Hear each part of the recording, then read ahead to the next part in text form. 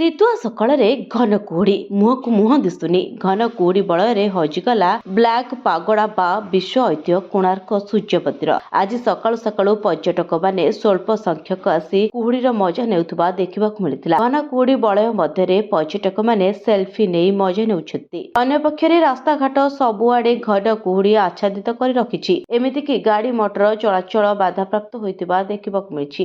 ଅତି ନିକଟରୁ ମୁହଁକୁ ମୁହଁ ଦେଖାଯାଉନଥିବା ବେଳେ କୋଣାର୍କ ସୂର୍ଯ୍ୟ ମନ୍ଦିରରେ ଫଗ୍ ଲାଇଟ୍ ଲଗାଇବା ପାଇଁ ଦାବି ହେଉଛି। ଏପଟେ ଘନ କୁହୁଡ଼ି ପାଇଁ ରାଜ୍ୟର ବିଭିନ୍ନ ସ୍ଥାନରେ ଗାଡ଼ି ଚଳାଇବାକୁ ନେଇ ସମସ୍ୟା ହେଉଛି। ବିଭିନ୍ନ ସ୍ଥାନରୁ ଆସିଥିବା ଖବର ଅନୁସାରେ ଘନ କୁହୁଡ଼ି ପାଇଁ ବଡ଼ ବଡ଼ ଗାଡ଼ି ରାସ୍ତାରେ ଅଟକି ରହିଥିଲା।